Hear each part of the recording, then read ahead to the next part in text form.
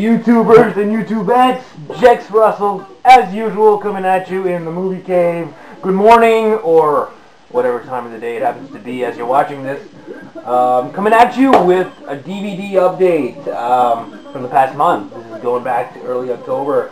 I got a lot, so I just had to share these with you because they're just piling up here on my shelf. And because I usually don't put them away until I do an update, and then once I talked about them, I'll put them on my shelf, you know, in alphabetical order, because I used to work at a video store, and when you work at a video store for so long, you just put stuff in alphabetical order, like it's no one's business. So yeah, shall we get through this? Let's go back to early October. I took a little trip to my hometown, like I usually do. I try to go about once a month, and when I do, I have to go hit the pawn shops, of course. And this is a cool pawn shop find. This is Conan, the Complete Quest. It's got both movies, Conan the Barbarian and Conan the Destroyer, which I had both on VHS, but this was $2, so I couldn't pass it up. So that'll be a nice add to my collection. I haven't checked out this DVD set yet, but I'm looking forward to it. The disc is in great shape. It's like a double-sided disc. Yeah, $2. Count me in. Next one up, this was actually a birthday present from my boy Lucas when I went to my hometown. He got this at the video store that he works at, and thought I'd like it. It's called Film Geek, because he remembered me looking at it the last time I went to visit him. And this is I don't even know how to describe this film. It's a special little film. If you'd ask me, hey Jax, would you watch this again? I'd be like, yeah, sure. Is it good? Well, I don't know about that. But you would watch it again. Oh yeah, for sure. You know what I mean? Like it's one of those movies. You know, it's not particularly good, but yeah, I'd check it out again. It's strange, but this guy right here, the main guy, he works at a video store and he knows everything about movies.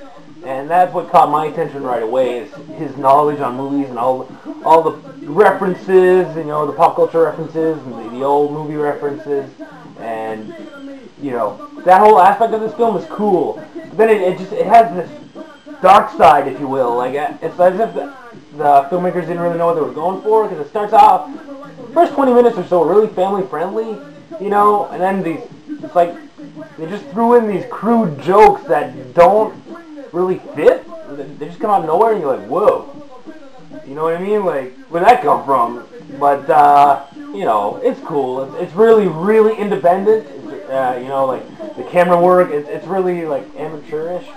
But, definitely an enjoyable little film, you know. If you go into it, you know, knowing that, okay, don't expect much, it's really, really, really, really low budget, then, you know, you'll enjoy it, I think.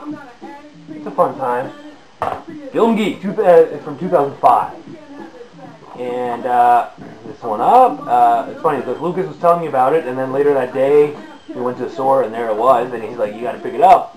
Justice League, The New Frontier. This is from 2007, I believe, or 2008, I'm not sure.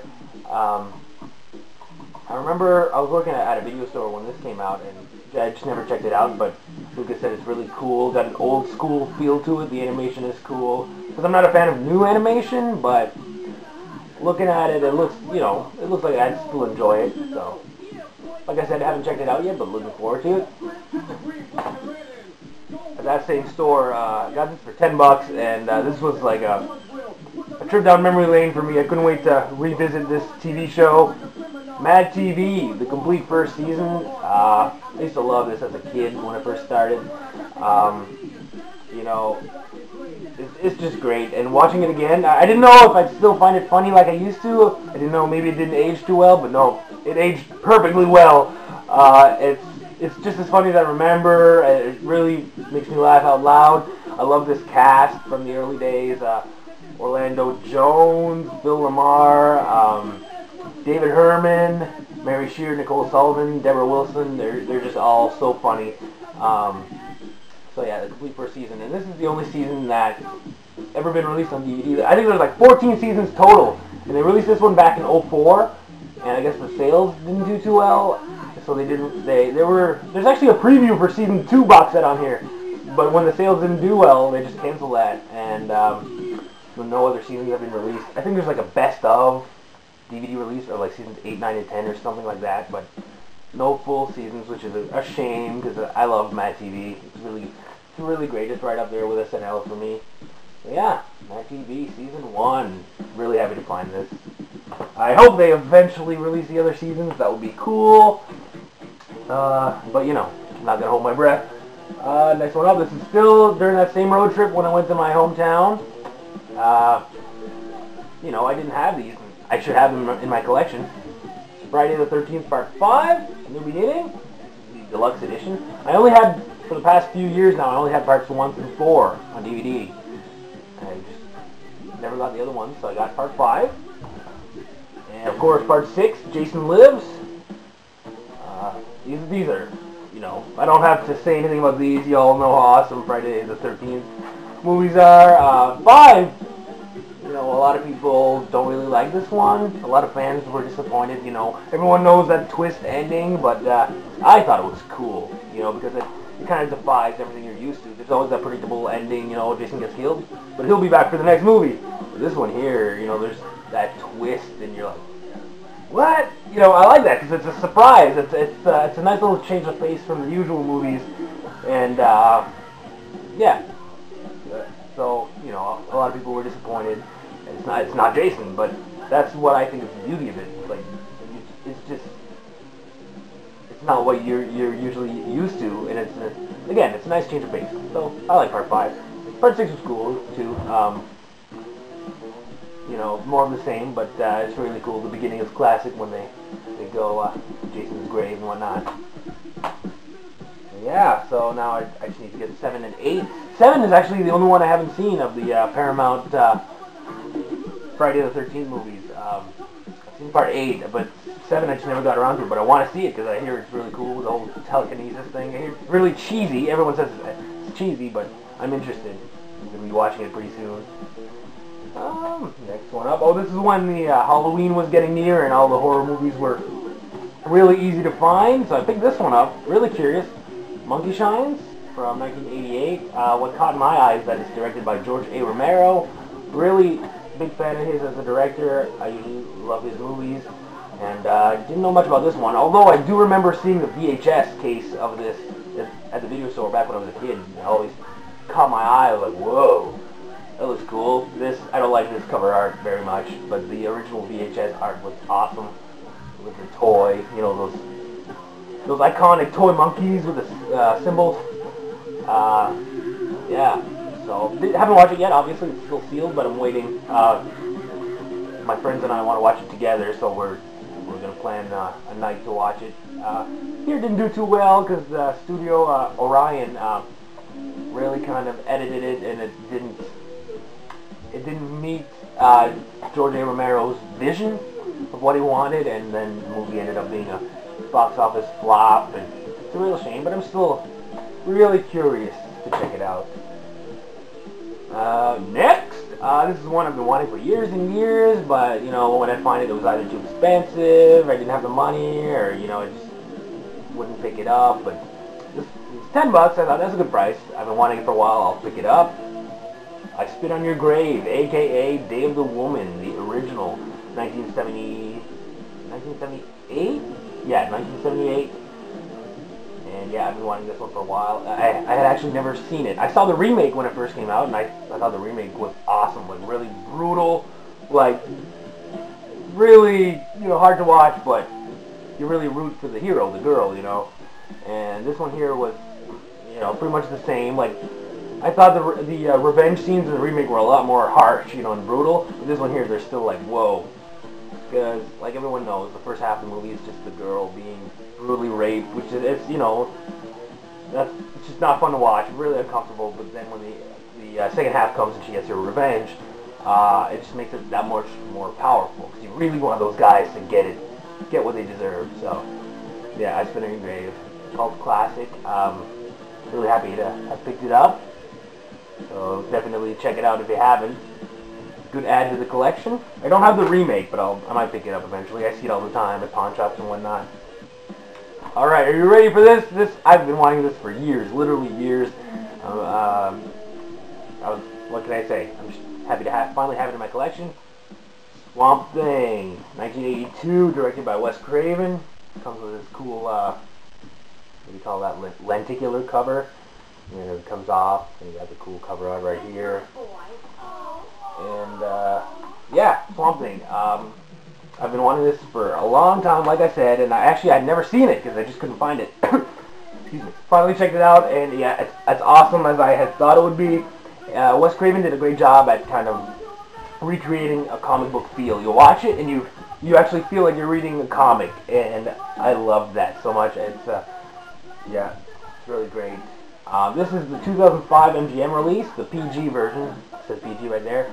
A few years earlier, I guess, MGM had released an edition of Swamp Thing, and it had the PG rating on it, but the movie on the disc was actually the international version, which has, you know, boob shot of Adrienne Barbeau, and they had to quickly recall that because that version is not to be released in the U.S.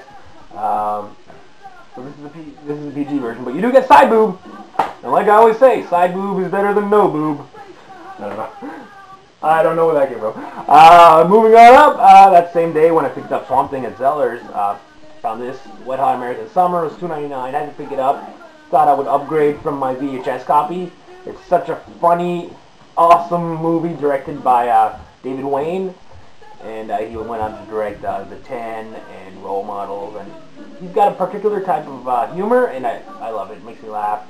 I picked this up because I thought it would be cool to watch it with the commentary. It has a commentary with director, co-writer David Wayne, co-writer Michael Showalter, and actress Janine Garofalo. So, yeah, looking forward to that. It's got, the actors in here are just amazing. You got Paul Rudd, Molly Shannon, Elizabeth Banks, Amy Poehler, Bradley Cooper is also in this. He's got a small role. Well, no, he's there quite a bit, actually, come to think of it. So, yeah. Wet Hot American Summer from 2001. If you've never seen this, check it out. It's hilarious. I highly recommend it. Had to upgrade from my VHS copy. These next four. Went back to my hometown again earlier on this month in November. At this pawn shop, they had 4 movie deals for $10. So, you know, found lots of goodies. Good Guys Wear Black. Chuck Norris.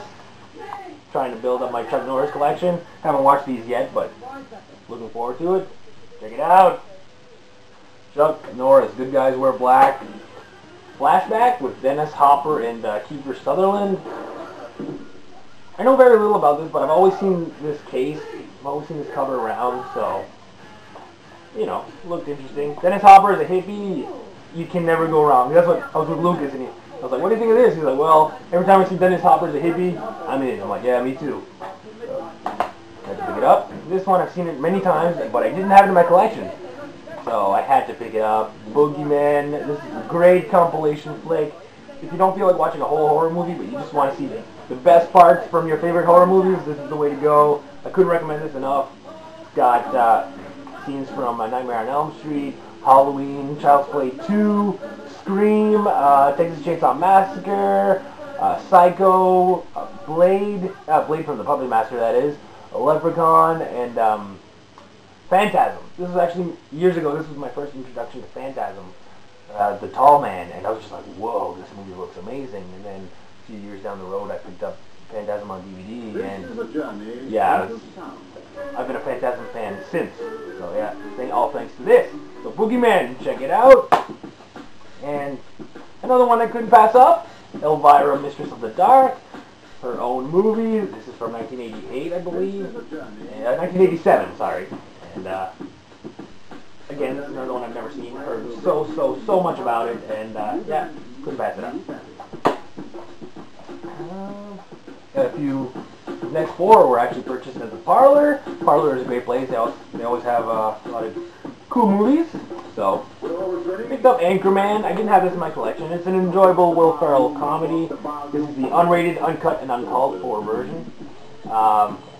Always pass this up over the years, you know. I like the movie, but I just never picked it up, so I think these were like $2.25 a piece. Couldn't pass it up, especially with the new one coming out next year. Anchorman 2, looking forward to that. So that'll be a nice add to the collection.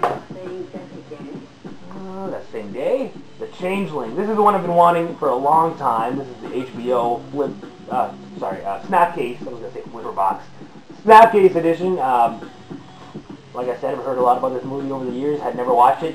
Finally sat down and watched it, and it's a spooky haunted house movie. It's really eerie. It's great. I loved it. Definitely made me think of the Amityville Horrors. They're very similar. They came out around the same time. I think it's from '79. Yeah, The Changeling. Really eerie. Oh, this is the only Blu-ray in this update. Another one I was surprised I didn't have in my collection. I had to pick it up. Tango and Cash. Stallone, Kurt Russell, you can't go wrong. This is a great action flick. I thought it, again, I saw it a lot over the years, but, it's one of those movies, I've seen it so many times, but then I'm like, wait, I need this in my collection. So I found it on Blu-ray, and I thought this is probably going to be great on Blu-ray. Love those 80s action movies, especially on Blu-ray, so Tango and Cash. And the last one, this is actually one I was really happy to find. I've been looking for this for years. The title often comes up, and it's 80s, it's Sword and Sorcery, and it's Dragon Slayer, featuring Peter McNichol, which I remember the most from Ghostbusters 2, as that art museum guy. Yeah, he's in this. So, I don't know much about it, but I know the title. I've often seen the title around, and never find it for a good price. And again, $2.25. Picked it up right away.